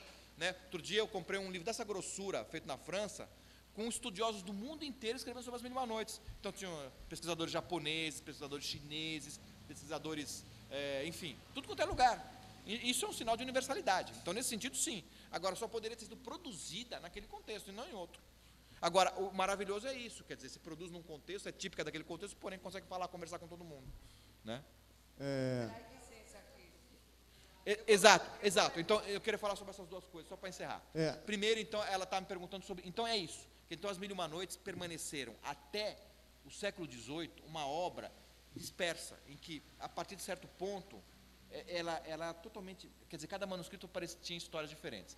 Até que na segunda metade do século XVIII, um escriba no Cairo conseguiu formatar, né, e produzir o que se chama de Vulgata da obra. Essa Vulgata é a edição impressa que circula até hoje no mundo árabe. Essa é a primeira questão. Então, na verdade, as 1001 Noites, com 1001 noites, de 1 a 1001, certinho, elas só vão existir ali no século XVIII, né? Final do XVII, XVIII, primeira metade do XVIII, por aí. Antes disso, não. Antes disso, você tinha um livro chamado 1001 Noites, cujo conteúdo não tinha 1001 Noites. Né? Essa é uma questão. Quanto ao Galã ter sido traduzido ao árabe, o que acontece? Tanto Aladim como Ali Babá, Aladim tem uma história maravilhosa. Quando Napoleão invadiu o Egito, depois voltou para a França. E voltou um cara chamado Mikhail Sabah, um libanês. Né? Esse Miguel Sabah era libanês, sabia árabe, era cristão e estava acompanhando Napoleão, entusiasta também, né? Entusiasta do Napoleão e dos franceses. E aí ele foi trabalhar na França na Biblioteca Nacional, né? A antiga Biblioteca Real. E ali ele ficou responsável pela parte árabe. E ali, trabalhando como responsável pela parte árabe, ele percebeu o grande interesse das pessoas pelo original do Aladim. Iam perguntar, o original do Aladim, original. E não tinha original do Aladim nenhum, né? O original árabe. O que ele fez? Pegou o texto do Galã, traduziu para o árabe, isso ali no final do século XVIII. Traduziu para o árabe e falou, achei. Né? Finalmente achei. E vendeu. Achei, né? É um manuscrito, inclusive assim, achei, esse manuscrito é de Bagdá, né? Na verdade, ele falsificou um manuscrito inteiro das 1001 Noites, que Bagdá, vocês sabem, Bagdá é uma cidade muito citada nas 1001 Noites. Mas, ao mesmo tempo, não existe nenhum manuscrito de Bagdá. Não tem. Aí, o que ele fez? Ele falou, esse manuscrito eu achei em Bagdá, copiei direitinho, eu perdi o original, mas a minha cópia está muito boa, muito honesta. Né? E ele fez assim, fez o manuscrito, ainda teve o capricho de escrever na margem assim, eu, Sheik fulano, da cidade de Bagdá, li este livro às margens do rio Tigre e achei muito bom. Então ele falou, eu fiz uma cópia bem honesta do manuscrito, né, vejam só. E vendeu, esse manuscrito até hoje está catalogado como manuscrito de Bagdá. Só que ele não é de Bagdá. Ele foi falsificado, inclusive o papel é francês, a tinta é francesa, ele foi feito na França. Mas o cara trapaceou, né, e no meio disso ele traduziu ali o Aladim. Então o texto árabe do Aladim que tem é o dele, que é do final do século XVIII. Curiosamente, esse texto do Aladim nunca circulou em árabe, ficou lá no manuscrito, e em 1888, um arabista francês chamado Zotenberg editou em árabe, numa separata da Biblioteca Nacional Francesa. É uma edição raríssima. Eu achei no Cairo no ano 2000, né? Comprei. E depois, o Aladim, o Ali Babá tem uma história parecida também. O Ali Babá, um arabista francês, chamado Jean Varsi, que tinha vivido 30 anos no Egito, quando ele voltou para a França, ele traduziu para o árabe o Ali Babá. Mas traduziu assim, traduziu. E morreu. Ele traduziu e depois morreu. Né?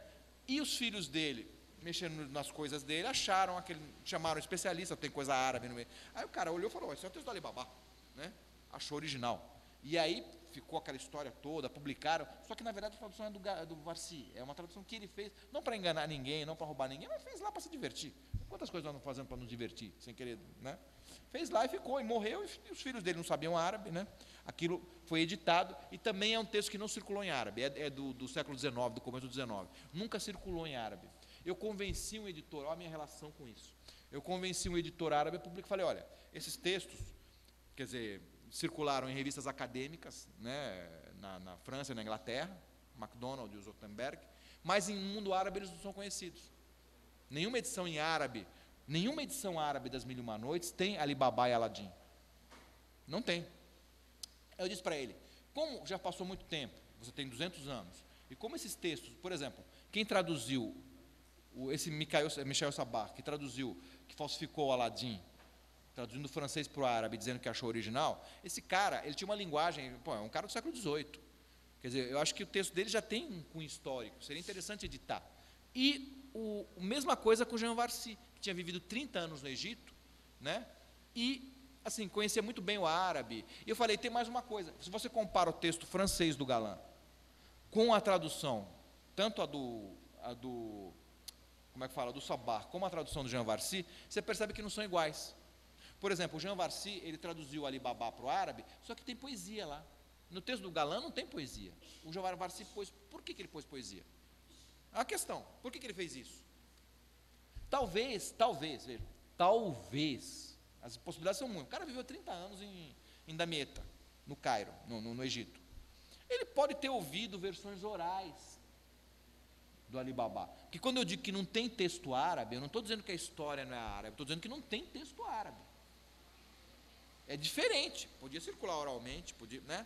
Enfim, eles podiam, qualquer um dos dois poderia ter conhecido versões orais do Ali Baba e do Aladim e ter incluído na falsificação, na tradução que fizeram, para incluir elementos do que ouviram. E como são textos que estão muito distantes no tempo, né, século XVIII, começo do XIX, vale a pena publicar, porque em árabe não tem. E aí ele publicou. Não, é uma pergunta meio boba. Não, nem só uma pergunta boba. Como você diz que a personagem central é uma mulher, né, que não aparece como ela é. Aí eu fico pensando, de repente seria uma mulher mesmo? Sim, porque essa sutileza, tem também isso aí na 1001 Não, Noites, aí sim, não tem como questão de homossexualismo. É mulher, essas mulher. coisas todas aí. Não, ela é uma mulher, ela é filha do vizir. Não, gente, não tem Apenas ela essa não é gente, não. descrita. Apenas não se diz que ela tem o cabelo loiro ou moreno, enfim, mas se diz, é uma mulher, a filha do vizir. Né? Então, quanto a isso, não tem. Né? Queria perguntar uma coisa. Diga. Você estava falando sobre essa questão de não aceitação, não da história, né? O mundo árabe reconhece a história de Aladim e de Ali Baba. Nunca publicou. Mas por que não houve essa publicação? Como você está colocando? Porque assim, circulou... Eles não se reconhecem? Não é nem um problema dos árabes. Simplesmente o texto circulou na Europa só e ninguém deu bola para... Assim, veja, em publicação acadêmica, ninguém presta atenção. Assim, desculpa, eu sou da academia, mas você sabe disso. Ninguém presta atenção em publicação da academia, ninguém, só especialista. Né? Eu sou contra, inclusive, que se faça publicação acadêmica em papel, para mim tem que ser na internet. Então, ninguém lê as coisas publicadas na academia hoje, quando se lê mais do que no século XVIII, ninguém lê, os livros ficam lá apodrecendo, a gente sabe disso. Livro acadêmico tem que ser... É um livro muito estudado no mundo árabe. Hoje, porque o Ali Baba e Aladim... Com Ali Baba e Aladim acontece uma coisa curiosa. O editor para quem eu falei isso, é um iraquiano, ele é poeta, é um cara culto, ele não é só um editor, ele é um intelectual. Ele falou, imagina, você está louco, eu sempre leio Ali Baba e Aladim. Eu falei, querido, você nunca leu, acredite em mim que você nunca leu essas histórias, porque elas não... Ele falou, claro, eu tenho uma edição que... Eu falei, mentira sua, você está enganado, não tem. Nem ele falou, não, você está ficando... Até que ele me escreveu e falou, é verdade, eu nunca li Ali Baba e Aladim. Veja, olha só a memória como é. Ele achava que tinha lido, porque todo mundo fala a respeito, mas ele nunca leu. Aí ele falou, eu olhei, ele me escreveu, ele falou assim, virou uma obsessão. Eu comecei a entrar em todas as livrarias e olhar todas as edições das 1001 Noites, e nenhuma tem Ali Baba e Aladim. Eu falei, pois é, cara, você não acreditou em mim? Né? Se tivesse acreditado em mim, tinha ganho tempo. Quer dizer, veja, a memória nos prega peças. Às vezes você tem certeza de que você fez, né? Você ouviu falar a respeito, né? Mas você acha que e não fez. Aí sim, aí ele publicou. Até ele deu um título assim: As Noites Árabes Falsificadas. Ele deu esse título, né? E tá assim, não sei. Já saiu resenha em mais de um jornal árabe. Eu escrevi a introdução. A gente pôs uma história, pusemos lá, traduzimos o Borges, traduziu o Borges para ele, texto do Borges sobre tudo besteira. O Borges fala muita besteira, assim, besteira divertida, mas é besteira. E mais essas histórias do Ali Baba e do Aladim. Fica um livro grossinho, assim, fica assim, sabe, uma coisa que para em pé.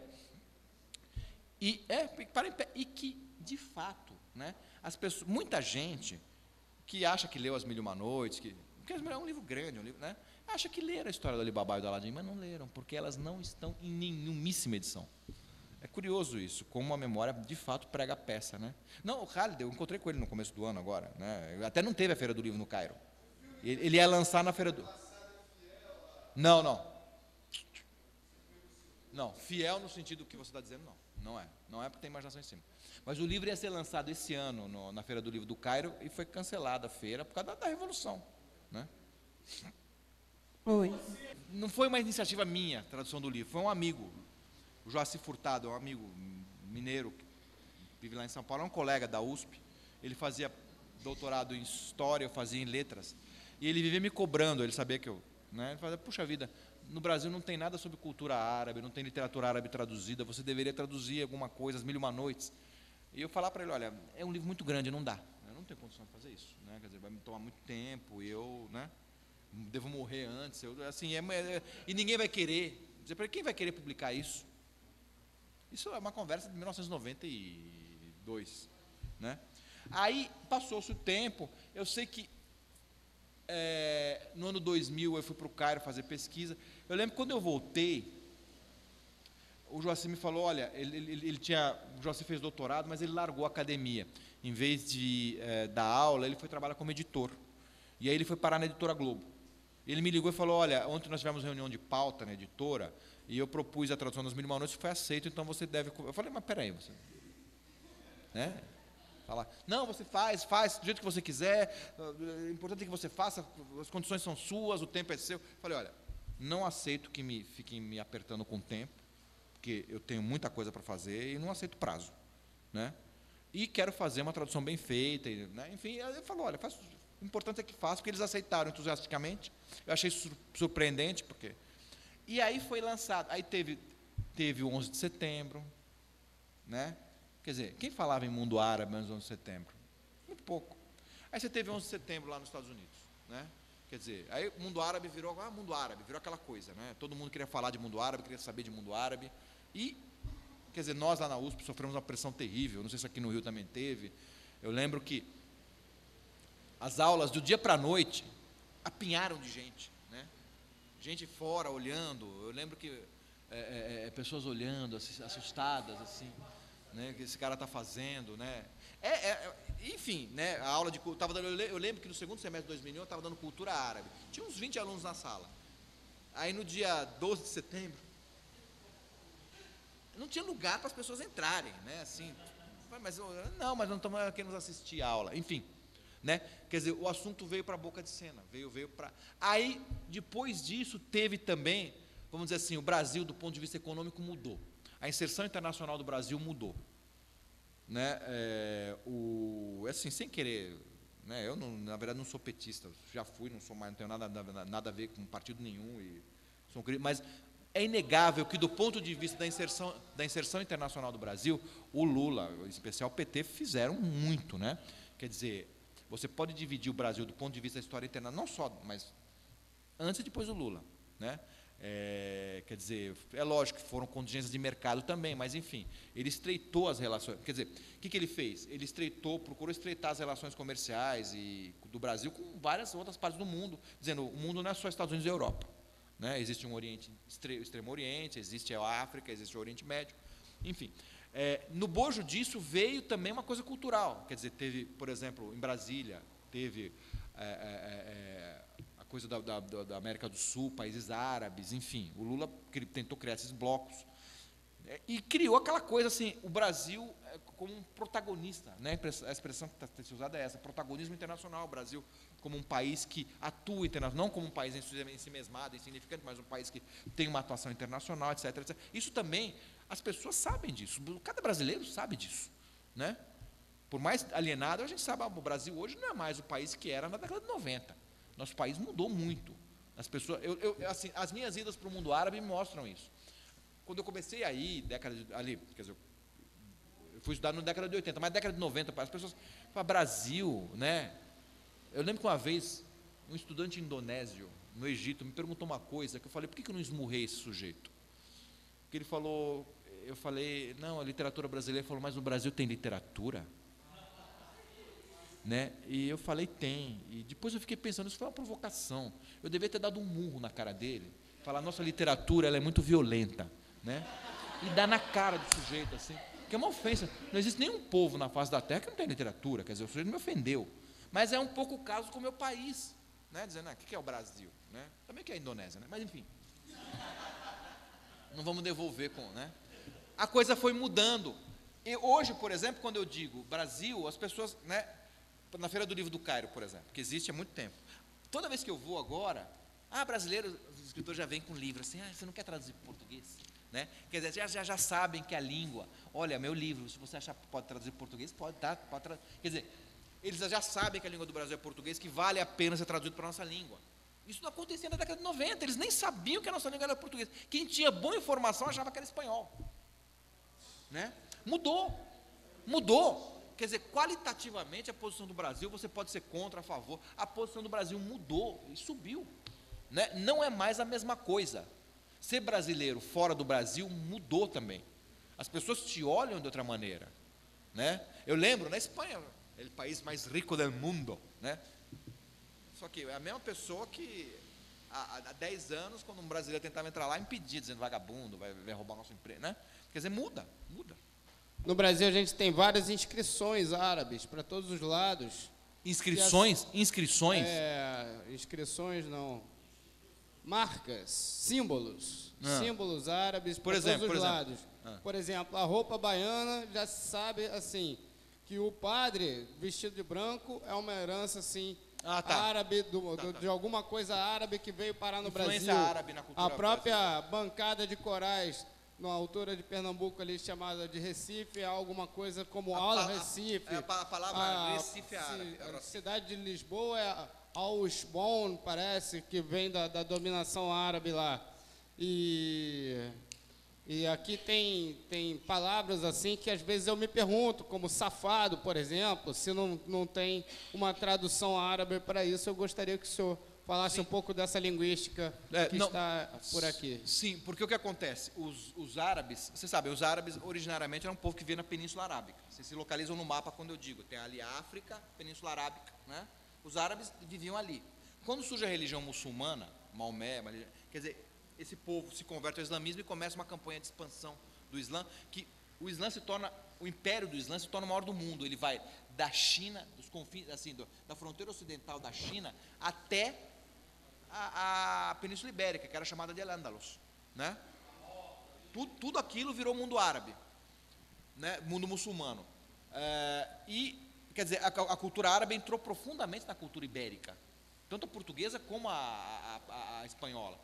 E como herança, além dos hábitos, quem vê por às vezes, né, cânticos espanhóis principalmente, né, a maneira, aquilo parece muito árabe, e a grande quantidade de palavras árabes que existem nas duas línguas, isso é uma coisa que qualquer um sabe, né?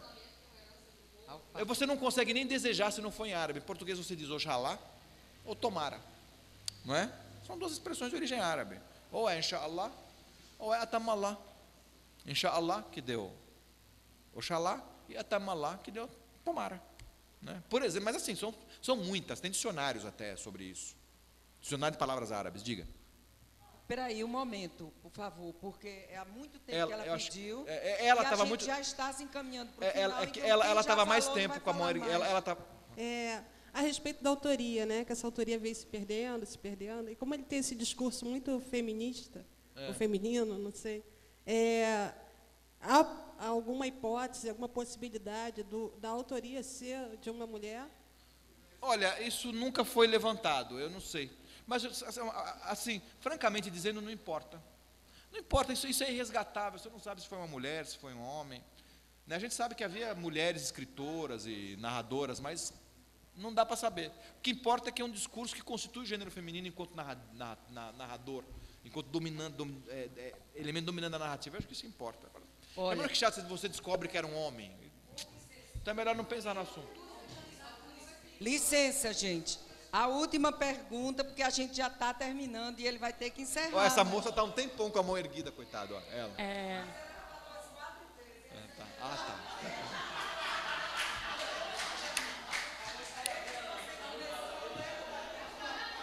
Diga. Se não é no mínimo interessante a personagem central ser uma mulher e ela conseguir persuadir um rei dentro de uma civilização completamente machista. Isso, como é que isso seria?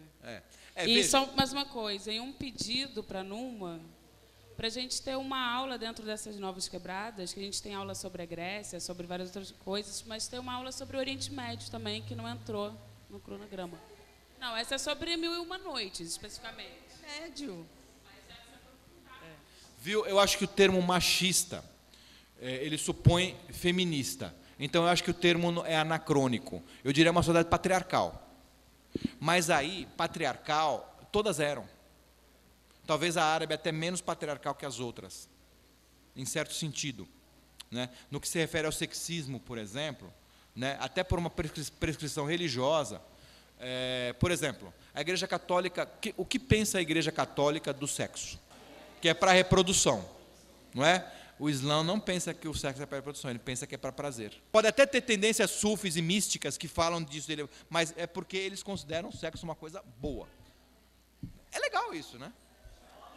Uma civilização a qual você atribui tanta repressão, no entanto, é uma civilização cuja religião é mais liberal na questão do sexo do que, por exemplo, o catolicismo, que até hoje não aceita, por exemplo, o uso do preservativo, porque senão, se você aceita preservativo, é porque você admite que sexo se faz não para reprodução, e aí tem várias implicações, então é melhor não entrar no assunto, não é? Então, quer dizer, quando eu lancei a tradução das Mil e Uma Noites, foi em 2005, né, o primeiro volume, a repercussão foi espantosa. Eu estava em Brasília, saiu a tradução, eu não estava nem aí, quer dizer, eu falei, é um livro. Aí me ligaram lá de São Paulo, lá em Brasília, falaram, olha, esgotou já, assim, saiu, nem tinha sido lançado, foi publicado num dia, 2 dias depois tinha esgotado. 5.000 exemplares. Falaram, esgotou, nós vamos fazer uma nova impressão. O senhor tem alguma correção? Eu falei, olha, eu nem estou em casa. Então nós vamos fazer, mas a previsão é que vai ter mais. E, de fato, fizeram uma segunda edição, e depois terceira, mas aí começaram a parar de usar a edição e usaram reimpressão. Né? Então, o livro, o primeiro volume, teve acho que 12, juntando reedição com reimpressão, 12. E sempre 5.000, 4.000 exemplares. Quer dizer, é muito. Mas eu acho que se eu tivesse feito esse trabalho na década de 90, não tinha acontecido nada. Né? Foi um contexto também que ajudou. Porque isso, o mundo árabe estava assim, no olho do furacão, as pessoas. E as Mil e Uma Noites são muito associadas com o mundo árabe. Né? Então, essas coisas. E acho que também houve uma mudança qualitativa no próprio leitorado brasileiro. As pessoas estão lendo mais. Isso vocês sabem, as pessoas estão lendo mais e melhor. Né? Um detalhe interessante a respeito, a minha tradução tem muita nota. Né? Isso eu tinha combinado com o Joaci, eles puseram. E a pessoa, o Raul Loureiro, que foi o cara que fez a diagramação do livro, ele fez uma reunião comigo, ele e a Cláudia. Né? A Cláudia, inclusive, é aqui do Rio. O Raul e a Cláudia que fazem a Piauí hoje, né? Aquela revista Piauí. Então, eles se reuniram comigo e falaram, explica para a gente o que é as Mil e Uma Noites. Eu expliquei, mostrei manuscritos com anotações na margem. Aí eles elaboraram a diagramação do livro a partir do que eu falei para eles e pensaram nas notas, em vez de serem no fim ou embaixo, eles colocaram as notas lateralmente. Pois é, e um detalhe interessante, quer dizer, mais de uma vez, isso me deixa contente, não por vaidade, mas mais de uma pessoa que não tem, não é estudante de literatura, nem às vezes de universidade, me diz, olha, eu vi sua tradução das Mil e Uma Noites, eu gostei muito das notas. É legal isso. Porque existe o editor brasileiro tem um preconceito, qualquer um, que nota espanta leitor. A ideia dela é a seguinte, se você escreve um livro, o livro tem nota, o leitor abre, olha e não compra, fala, não vou comprar isso porque não deve ser legal. Né? É um preconceito que eles têm. E é falso. Quer dizer, a minha tradução provou que é falso, porque as pessoas falaram, eu comprei sua tradução. Desculpa. Comprei sua tradução por causa das notas. Imagina, uma pessoa dizer isso, olha, eu achei muito legal a sua tradução, mas eu gostei das notas, e por isso eu comprei. Né? Veja, é interessante, então, porque desmonta o preconceito de que nota atrapalha a venda, de que nota impede as pessoas de comprarem livro. As notas estão muito bem feitas, né? Assim, a maneira como o Raul elaborou. E assim, pensar também a capa, em vez de ficar pondo mulher pelada na capa, ou uma margem do... Ele colocou um negócio, um grafismo sutil. Em vez de fazer uma coisa apelativa, como a dançarina do ventre, ou algo que ocorreria vulgarmente, né? Ele fez uma coisa mais sutil, mais interessante. Eu acho que ele respeitou. Então, assim, o livro foi bem revisado também, os revisores, as pessoas que revisaram o livro, são pessoas que me chamaram a atenção para falhas, para erros. Será que está errado, aqui está sem sentido. Quer dizer, então, só para deixar claro assim, que é fruto de um trabalho de equipe também. Quer dizer, tem o autor antigo e anônimo, que a gente não sabe quem foi que fez a obra, né? Tem o trabalho dos pesquisadores, que durante todos esses anos têm pesquisado a respeito, e de cujas pesquisas eu me beneficiei. Quer dizer, eu usei o trabalho dos outros, né? Eu traduzi, trabalhei. Agora eu usei dicionários que alguém fez. Olha, no começo eu me senti um pouco pressionado, mas depois eu comecei a me sentir bem, né? Porque assim, tinha que... eu estabeleci para mim, eu quero traduzir tantos caracteres por dia, né? E aí eu fui aumentando a quantidade de caracteres. Eu até assim, eu devo esse livro ter parado de fumar, porque eu trabalhava muito. Se eu continuar fumando, eu vou morrer, porque sentado, né? E fumando, e fumava muito. Não, mas isso de achar manuscrito, gente, isso eu me beneficiei do trabalho dos outros, porque os manuscritos, todos os manuscritos das Mil e Uma Noites, todos os conhecidos, eles estão catalogados. Então, as bibliotecas têm catálogo, o catálogo descreve, é um manuscrito do século tal, com tantas, completo. Biblioteca Nacional da França, principalmente, tem no Cairo, tem na Espanha tem um manuscrito, né? Na Biblioteca da Real Academia Espanhola, tem manuscritos em Londres. A maioria está na Europa, né? Tem manuscrito em Roma. E aí quer dizer, o que eu fazia? Pegava as pesquisas, obras de autores que trabalharam a respeito, e lá eles escrevem, falam. Aí eu falei, então isso me interessa. Mandava pedir. E hoje está fácil, você pede, a biblioteca te manda no CD. Não tem assim, te manda no CD, você paga, eles te mandam, é tanto, você deposita o valor, e eles te mandam a cópia do manuscrito no CD. Aí você pega o manuscrito, eu levei na editora Globo, falei, eu queria que imprimisse, imprimiram para mim. Né? Porque não dá para trabalhar na tela também, é muito ruim. Finalmente. Fui perdoada. Finalmente. É muito rápido. É muito rápido para... Obrigada. Não, gente, besteira. Eu pergunto muito mesmo. Quanto a essa questão, né, novamente, do gênero, né, não houve nunca, em algum momento, apesar da gente saber que existe um patriarcalismo, sim, sim, existe, sim, porém, existe também, a mulher, ela tem um domínio também dentro da família, né? Existe isso no mundo árabe. Sim, sim. O homem domina o espaço público, a mulher domina o espaço privado. Exato. E dentro desse caractere, dentro dessa característica, não houve nunca, em nenhum momento, uma proibição, um veto à obra? Não. Nunca houve isso? Não. O que houve era preconceito, porque era uma obra popular, com uma linguagem que não é tão refinada. Então, assim... E, assim, tinha esse preconceito com alguns tinham preconceito com... Quer dizer, isso já em tempos modernos, alguns escritores tinham preconceito com o fato dela ter obscenidades. Mas, em tempos antigos, o problema dela era de ser assim popular, não era uma obra que você se orgulhasse, entendeu? Porque era uma obra comum, simples, né? Uma linguagem simples, uma linguagem fácil. Né? Não é uma obra erudita. Não é uma obra erudita, entendeu? Não é uma obra erudita como... Por causa da tradução do Galã, eles iam procurar lá em loco e falar, escuta, eu queria uma edição completa das Mil e Uma Noites, não tem?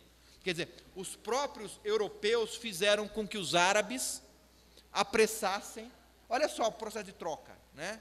Quer dizer, o viajante europeu ia lá para o mundo árabe, ia lá num livreiro, que na época era o cara que trabalhava com manuscrito, porque a impressão em árabe é tardia, ela falava, escuta, Mil e Uma Noites. Aí o cara fala, pô, esse gringo está querendo comprar, eu não vou deixar de ganhar dinheiro. Ele ia lá no Scribd e encomendava, Mil e Uma Noites não tem, mas faz. Mas era assim, faz uma. E aí fazia. Porque eu tenho manuscritos que é visível, que foi feito com pressa. A letra começa a ficar toda espalhada. Quer dizer, o cara fez correndo, errava na numeração das noites, noite 327, aí de novo repetia. Ou então pulava, ou então voltava para trás. Sabe por quê? É sinal de que é pressa. Está fazendo rapidinho, porque por encomenda. Por quê? A grana. Não vai deixar de vender. O gringo lá, tonto, está querendo comprar. Por que eu vou deixar de vender? Ele está dizendo que tem um livro chamado Mil e Uma Noites, vai, termina essa droga. Talvez se na Europa não tivesse procurado, no mundo árabe ele tivesse desaparecido. Existe essa possibilidade, sim.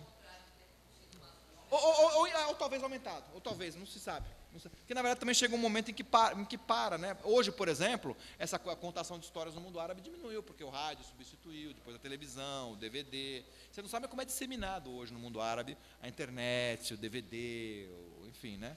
Então, isso substituiu o antigo narrador. Hoje, narrador no mundo árabe existe para enganar turista. Acabou. Isso.